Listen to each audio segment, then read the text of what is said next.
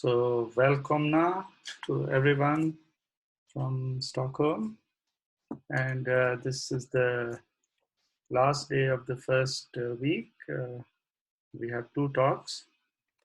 The first speaker is Volkmar Welker from Marburg, and he'll be talking about partial orders on compositions and real polynomials with restricted root multiplicities. So before that, I should say that this talk is being recorded, and please mute your microphones if you haven't done so already. Okay, please go ahead, Volkmar. Okay, so let me first thank all the organizers for inviting me to talk here and making this possible that this conference actually happens. So what I want to talk today about, this is joint work with Gabriel Katz and Boris Shapiro, is a study of spaces of real polynomials whose root multiplicities follow a kind of restricted pattern. And I will show you that the analysis of these spaces is closely connected to some partial orders on compositions. So a composition, as we all know, is of a natural number n, is an R tuple of numbers, rational numbers greater or equal to 1 that sum up to n. So in principle, it's an ordered sum representation of the number n. The summons are also called parts. And for our purposes, it will also be needed that we have a composition of 0, kind of the empty composition, which I will denote by simple 2 brackets. Now, on this set of all compositions, I define 2 operations, 2 types of operations. The first type is the merge operation. Now, a merge operation simply takes as an input a composition, and the merge operation also has an index I, which is between 1 and the number of parts of the composition minus 1. And then the merge simply replaces the ith and the I plus first part in this composition by their sum. Okay, that's the merge operation. Then I have an insertion operation, or a number of insertion operations. Namely, I start again with a composition with R parts, and my insertion operation also has an index. This now goes from 0 to R, and the ith insertion operation inserts into the composition a 2 after the ith part. And if I is 0, this is just supposed to mean that the 2 is inserted at the very beginning of the composition. Okay, so these operations will play a crucial role in my analysis later. Let's just look at a few examples.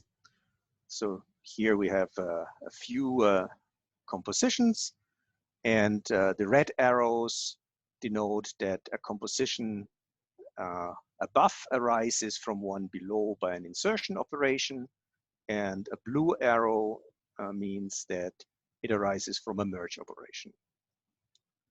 And as we also immediately see then, if you consider this maybe as a graph, and soon we will see this as a poset, as a partially ordered set, if your composition is a composition of an even number, and the other composition is a composition of an odd number, there is no way in this graph to come from one to the other, because the merge operation preserves the sum of the entries, and the insertion operation just increases the sum of the entries by 2. So you will always have 2 disconnected pieces as you see them here. So here just one more example. If you have like 1, 2, 1, then you have 2 merge operations possible. So you can merge the first 2 to go to 3, 1, or the second 2 to go to 1, 3. And then, of course, you have a lot of insertion operations here, which I didn't bother to write down all of them. Again, also here, there's actually one arrow missing here up to the 4, the merge operation. Okay, so that's the picture. And now we define the partial order that will be crucial to our studies. So for 2 compositions, one omega n, one up to omega r, and the other gamma 1 up to gamma s, we say that the omega per composition is less or equal to the gamma composition. If we find a sequence of merge and insertion operations such that if you apply the operations to omega, then you end up in gamma. Okay, and we also need to record or need a notation for the number for which the composition is a composition of, and we write this in a kind of norm notation. It's the norm of the composition. Now, the picture I just showed you essentially depicts this partial order in the usual way. You write down a partial order, the small elements at the bottom. Volkmar. And yeah. Hi, sorry if I interrupt. There's some question in the chat that maybe some clarification before we go on. Yes, okay. So, for instance, we had merged to 2 at some point. Yeah, this is missing. There's an arrow missing here between okay. 2 and 4. This is okay, and mistake. about inserting. Well, I didn't draw 2, but, all. Yeah. Okay, I mean, like you can go from here. You can insert another 2. And why not? Can you insert 3? No, I can only insert a 2. Okay. So the only possible insertion operation is inserting a 2. Okay. And it will become clear why I study this particular insertion operation in a second. Okay, great, thanks. Okay. More questions? No. I think for now that's fine. Okay. So the partial order that I just defined is a graded partial order. There's a rank function, and the rank function is given by the kind of norm of our composition. It's the number. This is a composition of minus the number of parts. Right? The bottom elements, like 1, 1 has 2 parts, is a composition of 2, and from that you subtract 2. So the norm is 2, minus 2 is 0. So this is of rank 0. This is the composition of 0. It's of rank 0, and then if you go up, then the rank function increases by 1 and so on. Okay. I must actually say that the partial order as I defined now is maybe natural from the combinatorial point of view. In the actual work, we have the reversed partial order. It will be clear why we have this later on. And it's also clear that by what I said before, that if I have an omega that is less or equal to a gamma, then the difference of the norms is non-negative, and it's an even number. What I said is that you will have 2 disconnected parts. Okay. Now let's go to real polynomials and connect them to the compositions as we have defined them. So we study real polynomials, real monic polynomials. So polynomials of a certain degree D with real coefficients, and the leading coefficient is 1. And if you consider them as a space, you can easily identify them with real D space by just mapping the polynomial to the sequence of its coefficients. So you can equip the space of polynomials in that way with a topology. And I denote this space of monic real polynomials of degree D with PD. Now, if I start with such a polynomial, then this polynomial has some real roots. It may have none or some real roots. And since the real numbers are an ordered field, I can order these roots. And some roots may have a multiplicity greater than 1. Some may just have multiplicity 1. So I start with my smallest root, which I denote by x1 up to x omega 1. So this is like the smallest root has multiplicity omega 1. The next smaller root has multiplicity omega 2, and so on. So that way I can assign to a polynomial, a real polynomial of degree d, I can assign a composition.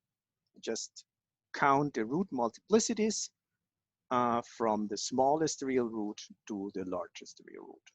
And if there is no real root, then I have this empty composition of 0. Okay. So that way we assign to real polynomials compositions. And now we can look at, so we had just introduced the point of view of real space of real polynomials as a topological space. We can look at the decomposition of this space according to these compositions. So let's do a simple case. That's actually the only one I can really draw well, namely the case of polynomials of degree 2. And polynomials of degree 2 can have 2 real roots. That's this parabola. That's essentially the vanishing locus of the discriminant of this polynomial. And it can have no real root. That's below the parabola, and can have two distinct real roots above. And so to each polynomial above, you assign the composition 1, 1. To each on the parabola, you assign the composition 2. And below, you assign the empty composition. And the whole thing is in a coordinate system given by the coefficients of the polynomial. Okay.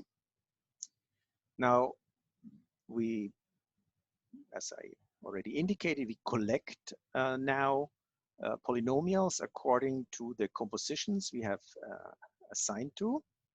So we collect in Rd omega the set of all polynomials f of x of degree d, all monic polynomials of degree d, such that the assigned composition or its root multiplicity is this omega. Okay, there's a little circle above the R, and this has some meaning, namely this space is an open subset of the space of all polynomials. And by a little lemma, one can say that if there are polynomials corresponding to this omega of degree d, for that to happen, we must have that d minus the norm of omega is an even natural number greater or equal to 0. Then this space Rd omega with the circle is an open ball of dimension d minus the norm of omega plus 1. And for the purpose later, we will denote by Rd omega without the circle the closure of this open ball in the space of polynomials. Okay. Now just look at the same picture. So we get this the corresponding cells. We get, for example, the cell corresponding to the composition 2. This is this parabola. The D is 2. The 2 is a partition of 2, and it has one part. So the dimension of this cell is 2 minus 2 plus 1 is 1. Clearly a parabola. It's an open ball of dimension 1. And above the parabola, we have the polynomials which have 2 distinct real roots. And the corresponding composition is a composition of 2 and with 2 parts. So the dimension is 2 minus 2 plus 2 is 2. And below the parabola, we have the composition, the empty composition of 0. So the dimension is 2 minus 0 plus 0. There are 0 parts is also 2. Okay, so that's just an example of this little lemma. Before you go on, there are a couple questions in the chat. Okay. Can you go back to that slide? Oh, okay. So Ricky Liu was asking, are the labels empty set and 1, 1 switched? And I guess I'm a little confused about that too, the definition. So Oh, okay. Did I draw this? You mean that? So the discriminant. explain how you're thinking it through for everybody. Yeah, yeah. Okay. So the parabola is the vanishing locus of the discriminant. So that means that a1 squared minus 4a0 is 0, and so that means that a0 is 1/4 a1 squared. And now if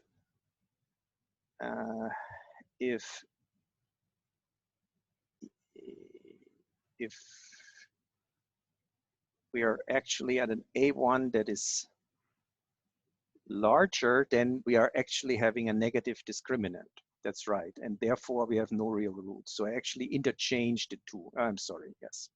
So the label here should be the empty composition, and here it should be 1, 1 geometry. Great. Actually, that was helpful to discuss it too. So thanks, Ricky, for the question. And then Twadros Abneverhan asked, when you talk about the topology, it's open under what topology? Well, I just take topology of real two space. In this case, so in general, I identify the polynomial with coefficient sequence a0 up to ad minus 1 with the d tuple a0 up to ad minus 1 in R to the d, and R to the d, I use the usual topology. Okay, I think that answers also the second question. Yeah. Okay, good. Yeah. So now the connection between the compositions and the topology comes into play. Namely, we look at the closure of a cell R omega, and the closure of this cell, so that's an open cell, this RD omega. This contains exactly those cells indexed by gammas, which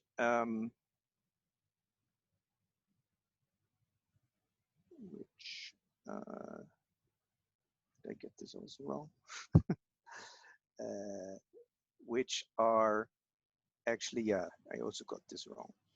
So let me go back to the example. So so the empty composition is the smallest one, right? So there's one of this is a rank 0 element in this positive compositions. The corresponding open cell is this cell here below the parabola. In its closure, we have the R2, so the composition that is just above it. And the general picture is that if you look at the closure of a cell corresponding to omega, then you get all cells that are above in the order. So this is actually turned around. This should be omega less equal to gamma. Okay. So the order relation reflects in a one-to-one way the order on the cells in this decomposition. And that's actually easy to understand. So what can happen? So if you have a composition and you have your real roots, what can they do if they go into a more degenerate position? It can be that you have two real roots, say the ith largest and the I plus first largest, and it can be that they come together. That's the merging operation. Or it can be that there is a complex root. And the complex root, because it's a real polynomial, there's also the conjugate complex, which is also then a complex root. And it can happen that the imaginary parts of these two roots, they become smaller and smaller, and finally this becomes a real root. But then this real root suddenly is a double root. This corresponds to the insertion of a 2. So that's essentially what is behind this proposition about the relation between the order on the cells and the order on the compositions. Okay, and sorry for again mixing this up. Okay, now to study this further, we write down for a fixed D the poset of all compositions for which they are polynomials of this degree D with that root multiplicity. That's again the condition that D minus the norm of omega is greater or equal to 0 and even. And then we collect for some subset of this poset in some subset theta, we collect in PD theta the union of all the cells corresponding to elements of theta. And then using this composition, this proposition here, this time in the right way, such a P theta is closed in the space of all polynomials if and only if theta is an upper order ideal in this poset omega less than D. Okay. So that way we see the closed subsets. And so the first idea one has is maybe to study closed subsets of the space of polynomials, but that will turn out to be not very fruitful. But let's first see what type of root multiplicities one actually gets there, what type of spaces one gets that way by studying upper order ideals in these posets. So for a general delta, some subset of this subposet of our compositions that fit into, that belong to polynomials of degree D, let bracket delta be the upper order ideal in this omega less than D that is generated by delta. For example, if this delta consists of this one composition 2 only, then what can happen in a polynomial of degree D when this is the upper order ideal generated by delta? And what can you do? You can insert 2's and you can merge. That way, you only get compositions so that no part is of odd size, and so all parts are of even size, and there's at least one part because you already start with a non-empty composition. So in this way, P D theta is this set of all polynomials that have all real root multiplicities even and at least one double real. And you can imagine other combinations of compositions that give you other such restrictions on root multiplicities. And that's what motivated our study, to study such restrictions on the root multiplicities of real polynomials. Now, as I already said, in general, for such a data that is a non-empty upper order ideal in this omega less than D, the PD theta, the space of all those polynomials corresponding to these compositions, is not very interesting. It's a contractible space. That's not so hard to see. So what we instead want to study is the one-point compactification and the complement of this, this space inside the space of all polynomials. So by PD theta bar, I denote the one-point compactification of this PD theta, and by PDC theta, the complement in the space of all polynomials. Now, the one-point compactification, that has a nice property, given what we already know about the cell structure of the polynomials.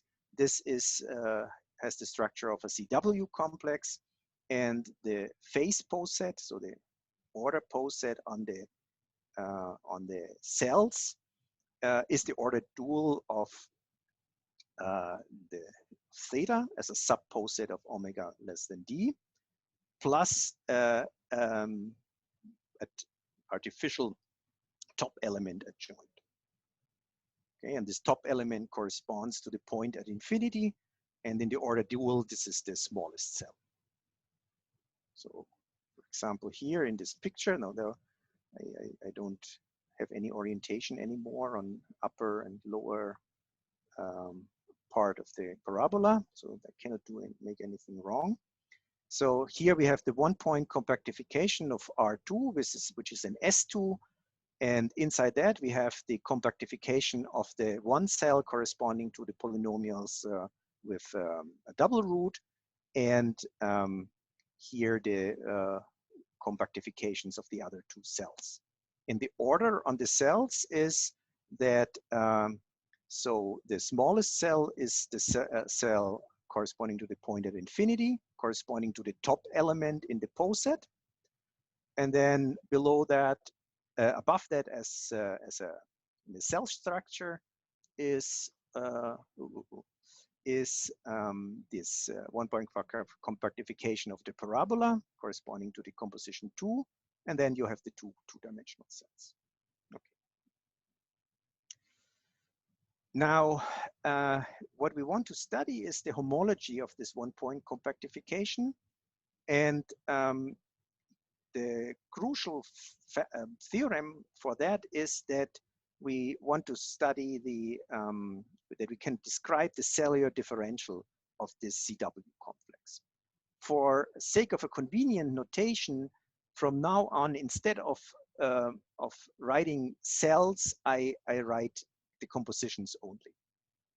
Okay, so whenever you see a cell, a composition omega, now think of it as the corresponding cell. And then whenever you have such a cell omega, you have the that is of this dimension I. The dimension of the cell, as we said before, is d minus the norm of omega plus the number of parts. Then this lives in dimension I. So we have a cellular differential in dimension I, and this cellular differential is given by this formula here, where you just add or insert as you can to omega and look at the alternating sum of these compositions, and you subtract then from that the alternating sum over the mergings. This is for when the norm of omega is less than d. If it's it should be equal to d. If it's equal to d, then of course you cannot insert and the first part disappears. So this gives a purely combinatorial description of the cellular differential of this CW complex. And therefore you can describe the homology of this CW complex in such a way, namely you collect in theta I, the I-dimensional elements of theta, and generate a free C module by these elements, and extend this differential linearly to this C module and compute the kernel module of the image, and then you have computed in a combinatorial way the homology. Okay, so this gives one way to compute the homology. I have here a transparency where I collect the differentials, the coefficients of the differentials. The one thing, I have not so much time left, so the one thing I should say is that sometimes there is a differential 0. Why can this happen? Namely, for example, in this composition 2, I can add 2 in 2 ways. So I have 2 insertions, add a 2 before and add a 2 after. And the 2 have 2 different signs, plus and minus, and they sum up to a 0 coefficient for this 2, 2. Okay, so this is this makes it a bit tricky that sometimes there is a 0 appearing in this picture. Now, what was our initial motivation? Our initial motivation were some results from the Arnold school, Arnold and Vasiliev. They, for example, studied polynomials that have no root of multiplicity k or larger. to model this in our setting, we study in delta K the set of all compositions with at least one part of size 1 and at least with at least one part and only parts of size 1 and K. If I then generate by data the upper order ideal of delta of K, then we have that by their results, the cohomology of the complement of this space of polynomials corresponding to theta, which is exactly those polynomials that have no root of size of multiplicity K or larger, has a certain pattern in the cohomology, and they actually describe it completely explicitly. There's a distinction between 2 and K equals 2 and K is larger. That's only technical. So that motivated us, and we have several results in our papers. For example, if we take the space of all cells that have a fixed codimension, so for which the norm of omega minus the number of parts is a fixed K. So we generate the upper order ideal of this. This means that we take all omega such that omega minus R is less than or equal to K. And in this space is, we can describe the homology, and we know already the fundamental group, that the fundamental group is always trivial in cases when theta is not very special. And then this space is homotopy equivalent to a wedge of D minus K spheres. So that's how we prove it. And in general, we have some limiting results. For example, if delta is a finite set of composition, just some finite set, and I generate in omega less than or equal to D, the set of upper order ideal by delta, and I keep delta fixed and generate in higher and higher D. So delta is fixed, but D is growing. So this changes the upper order ideal generated by delta. Then for large D, all homology groups vanish. Or for a fixed I, when D is large enough, the ith homology group vanishes. And the limit of these spaces of polynomials is weakly homotopy trivial. So for that, one has to understand how these spaces can be included in each other. That's a simple map that maps a polynomial of degree D to a polynomial of degree D plus 2 by multiplying with a polynomial, with a fixed polynomial of degree 2 with no real roots. Okay, so I think my time is up. Yeah, and there's one paper out, and the second one we are still working on. Okay, thank you very much. Thank you very much, Volkmar, for the talk. We can all react. And yeah, if anybody has questions. So there is one question about when do you get when you get 0 in this differential. So it's when? Okay. Yeah, I guess it's something about the symmetry of the composition that you have. Yes. And what you have to insert or something like that. Yeah, exactly. I mean, it essentially only happens if you have a sequence of an odd number of 2's somewhere. I mean, it must not be the whole composition just consisting of 2. Somewhere in your composition, you have a sequence of an odd number of 2's, and then you insert the 2 inside this sequence, and then you get a new composition where you now have an even number of 2's somewhere in the middle of your composition, and that's the case when you get a 0. Thanks. And Vic, Rainer has a question. Yeah. Maybe he wants to ask the question himself. Sure. Hi, Volkmar. Nice talk. Hi. So is there any application of this topology or something related to it to, along the lines of what Church and Ellenberg and Farb have done, for the representation stability? And, they work with these statistics on polynomials over finite fields. Yeah, I mean, they have consequences on complements of discriminants of complex polynomials. And